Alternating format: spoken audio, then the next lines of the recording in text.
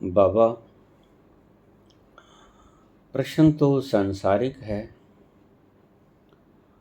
आपसे आशा है कि आप इसका समुचित निराकरण बता दोगे। घर के क्लेश और संसार के तानों से कैसे बचें?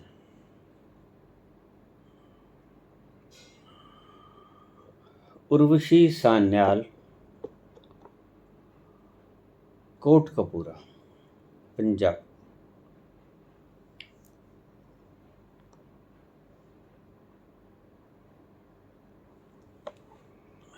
पुराने जमाने की एक कहानी सुनाऊंगा।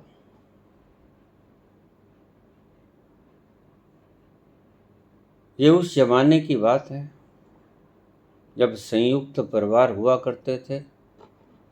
एक दंपति के 4 पुत्र थे और एक पुत्री थी।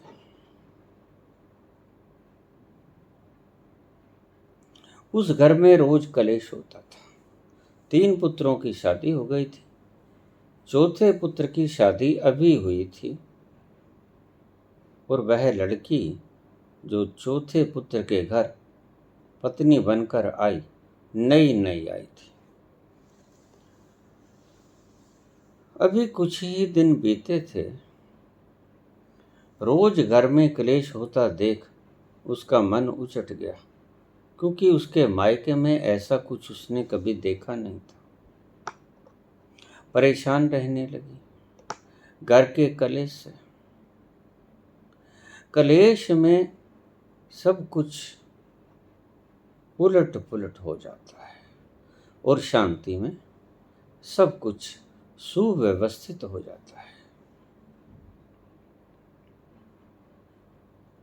संस्कृत में एक श्लोक है, यत्र नारीस् पूज्यन्ते यत्र नारीस्ते पूज्यन्ते निवर्सन्ति तत्र देवता। नारियों की जहाँ पूजा होती है, देवताओं का वहाँ निवास होता है। और जहाँ तो सभी एक दूसरे से लड़ रहे थे। उसे समझ नहीं आया कि ये मैं कैसे घर में फंस गई, जहाँ शांति का नामो निशान नहीं। बहुत सोचा। कुछ ही दिन बीते थे अभी आयों को। परमात्मा की भगत थी, इष्ट की उपासना करती थी रोज सुबह शाम। एक दिन सपने में उसे एक सपना आया। उस दिन वो सुबह जब भगवान की प्रार्थना पूजा करने लगी तो बहुत रोई। भगवान, मुझे कैसे घर में फंसा दिया? क्या मैं इस घर के योग्य हूँ? मैं यहाँ बहुत कष्ट और तकलीफ में, यद्यपि मुझसे कोई किसी तरह का दुर्व्यवहार नहीं करता, लेकिन इस घर की सारी रीति रिवाजें देखकर मैं परेशान हो गई। इसका कोई न कोई उपाय बताओ। रात्रि में स्वप्न आया और उसे कुछ समाधान मिल गया। अगले दिन वो उठे। अभी मुश्किल से 10 दिन हुए थे उसकी शादी हुई को, और सारी उम्र यहाँ रहना था और घर में कलेश था। बहुओं के साथ एक दूसरे की बनती न थी। सासू के साथ एक दूसरे की बनती न थी। सासू अपनी महत्ता को जताना चाहती थी। बहुएं ज्यादा दबती न थीं। कामकार सारा कर देती थी, लेकिन रोते पीटते। दिन बीत रहे थे, या कह लो कि दिनों को धक्के दे रहे थे। जैसे ही उसे स्वप्न में निर्देश आया तो सुबह उठी उन सब ने अपनी अपनी बारियां बांट ली थी कि आज तुम खाना पकाओगे, आज तुम पानी लेके आओगी, आज तुम झाड़ू पोंछा करोगी, आज तुम वस्त्र धोओगी। सब ने अपने अपने काम बांट लिए थे। वो सुबह उठी और उठकर चुपके से रसोई में चली गई। रसोई में जाके कहने लगी, सबसे बड़ी जेठानी थी उसकी, कि तुम मेरी माता के समान हो या बड़ी बहन के समान। आज खाना मुझे पका लेने दो, क्या फर्क पड़ता है। नहीं नहीं, तुम कल की आई, अभी तुम्हारे ऐशो आराम के दिन हैं, तुम थोड़ा सा गृहस्थी का आनंद चख लो। फिर ये काम धाम के झमेले तो सारी उम्र के हैं, अभी तुम कल ही की तो आई हो, अभी विश्राम करो। लेकिन उसने जिद पकड़ी कि ऐसा मत करो, आज सिर्फ आज का खाना मुझे पका लेने दो, मैं देखूं भी कि मुझे पकाना आता है कि नहीं, और देखना मैंने ठीक पकाया। ज़्यादा जिद करने पर जेठानी ने उसके लिए उस दिन की रसोई पकाने का काम जिम्मा सौंप दिया। खाना पकाने में दक्ष थी, इतनी स्वादिष्ट रसोई पकाई कि सब उंगलियां चाटते रह गए। भाई ये किसने बनाया? ये छोटी बहू ने बनाया। लड़ाई झगड़ा शुरू हो गया, तुमने उस बहू को काम करने पे क्यों आमादा किया? उन्हें सारी बात कह सुनाई। मैं क्या करूं? उसने मेरे पांव पकड़ लिए।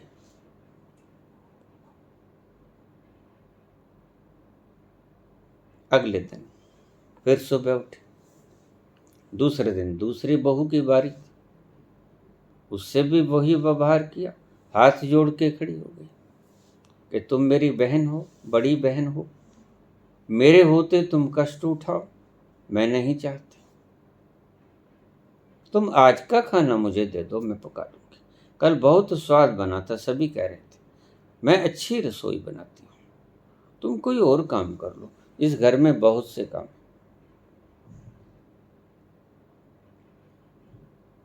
ज्यादा मजबूर किया तो उसने भी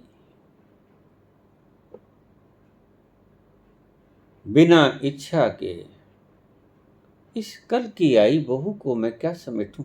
मुझे क्या कहेंगे परिवार वाले, मुझे क्या कहेंगे आस पड़ोस वाले? लेकिन सौंपना पड़ा। उसकी अनुनय विनय इतने प्यार से की गई थी, इनकार न कर सकी, सौंप दिया। दूसरे दिन भी खाना छोटी बहू ने पकाया, और सुबह का भी और शाम का भी। सारी रसोई का काम उसने अपने हाथ में ले लिया। तीसरे दिन और छोटी बहू आई, उसके साथ भी उसने यही व्यवहार किया, पांव पकड़ लिया। ऐसा मत करो, मेरे होते एक छोटा सा काम तो मुझे दे दो, ये खाना पकाना, बाकी सारे काम तुम कर लो। बहुत से काम है, बर्तन मांजना, आटा गूंथना, कपड़े धोना, झाड़ू पोछ करना, 100 काम है, कर लो। बच्चों को स्नान करना, पढ़ाई के लिए तैयार करना, तुम्हारे तो बच्चे भी बड़े बड़े हैं सबके। उसने भी उसे खाना पकाने के लिए कह दिया। खाना इतना स्वादिष्ट पकाया, सभी को बहुत अच्छा लगा। बहू खाना बहुत अच्छा पकाती है। धीरे धीरे उसने कहा कि आप कृपा करके खाना पकाने का काम तो मुझे दे दीजिए, क्योंकि रसोई में बहुत अच्छी पकाती हूँ, और रसोई पकाना मेरा शौक भी है। मुझे मेरा शौक भी पूरा हो जाएगा, और इस घर का थोड़ा सा बोझ भी हल्का हो जाएगा। बाकी की मेरी बड़ी बहनें, और काम बहुत हैं इस घर में करने को, तो उसने सारा काम उनका अपने हाथ में ले लिया। थोड़े से दिन बीते, फिर एक दिन किसी की बर्तन मांजने की बारी थी। बर्तन ज्यादा आ जाते, संयुक्त परिवार था, सास थी, ससुर थे और 4 बहुएं और 4 बेटे और बच्चे, और इतने बर्तन जूठे हो जाते हैं कि तुम ऐसा करो, अभी मेरे पास वक्त बहुत बच जाता है, मुझे निठल्ले बैठने की आदत मेरी माता ने सिखाई नहीं, मैं क्या करूं, मुझे बर्तन मांज लेने। फिर वही झगड़ा। उसने कहा बहू तुम ऐसे मत करो, तुम्हारे खाने खेलने के दिन हैं, तुम ऐसा मत करो, हमने तो सारी उम्र झगड़े ही करने हैं, झगड़े में ही बीत गई, बाकी भी ऐसे ही बीत जाएगी, तुम थोड़े से दिन आराम कर लो, गृहस्थी का सुख भोग लो, कहीं सैर वैर कराओ देवर के साथ। नहीं मानी, बर्तनों का काम अपने जिम्मे ले लिया। दूसरे दिन दूसरी बहू से, तीसरे दिन तीसरी बहू से सारा काम खींच लिया। कुछ दिन उसने दोनों कामों को संभाला। काम करने में बड़ी चुस्त थी, शरीर भी उसका हिष्ट पुष्ट था, कभी आलस का नामो निशान नहीं था, अपने घर का सारा काम करती थी। और फिर स्वप्न में उसके इष्ट ने जो तरीका बताया था कि कैसे इस घर का क्लेश मिटेगा, सभी बहुएं काम के नाम पर क्लेश करती थी। फिर एक दिन सारे कपड़े धोने का उसने काम ले लिया कि अब मुझे सारे कपड़े धोने दो, मेरे पास वक्त बहुत ज़्यादा होता है, और तुम फिक्र मत करना, मैं अपने मायके में कभी निठल्ली नहीं बैठी, मैंने खूब काम किया है।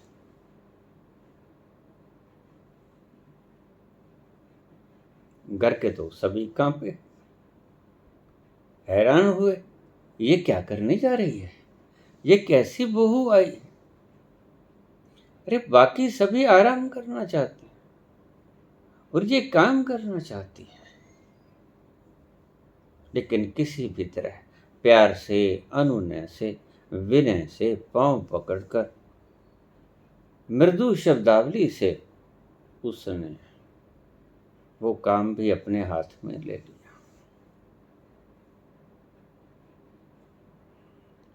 रात्रि को सासू के पांव दबाने की अलग अलग बारियां थी। बड़ी बहू को कहने लगी, बहन अब आज मुझे इस सेवा का मौका दे दो, मेरे पास वक्त फालतू है, मेरे पति देव अभी काम से लौटे नहीं, जब आएंगे तब छोड़ दूंगी, एक दिन मुझे दबा लेने दो। और पांव भी बड़े सुंदर दबाना जानती थी, बड़ा आराम आया सासू को। ये तो हमारे घर में एक देवी आ गई, कोई किसी तरह का मिलाल मन पे नहीं, माथे पे किसी तरह की कोई लकीर ना खींची, बड़े प्यार से हंसती गाती गुनगुनाती सारे काम निपटा देते। धीरे धीरे सारे घर का काम ले लिया। जो सासू के हाथ में काम था वो भी उसने खुद ही संभाल लिया। फिर कहने लगी, ये जो आटा हम बाजार से लेके आते हैं पुराने जमाने की बात है, ये भी सुबह उठकर मैं ही पीस लूंगी, बाजार का आटा मिलावट से युक्त होता है, हम अपनी कनक मंगा दो, मैं सुबह पीस लिया करूंगी, सुबह 4 बजे उठ के सबसे पहले कनक का आटा बना लेती और फिर आटा गूंदने का काम भी उसने ही ले लिया। घर का सारा काम उस अकेली लड़की ने संभाल लिया और सारे दिन खुश रहती, सभी की सेवा करती। सासू को समझ न आई बात। एक एक दिन एक तरफ ले गई सासू, कहने लगी, बेटी मुझे एक बात बता, ये तू काहे कर रही है? उसने कहा, माता आपने पूछ लिया, अब मैं झूठ में नहीं बोल सकती। सेवा करने में बड़ा पुण्य मिलता है। सेवा करने का पुण्य अपार है। सेवा से मेवा मिलता है माता। ये बात मैंने अपनी माता से सुनी और मैंने अपने माता के जीवन में देखी। वो कभी दुखी नहीं हुई, वो सभी की सेवा करती है। थोड़ा सा होश आया, सासू मन में लालच जगा कि थोड़ा सा मैं भी काम कर लिया करूं, सेवा मेरे भी हिस्से की आ जाएगी। अगले दिन से थोड़ा थोड़ा काम सासू ने संभालना शुरू कर दिया। ये क्या तब्दीली हो गई? तो बड़ी बहू ने पूछा, बहन तुमने ये क्या किया?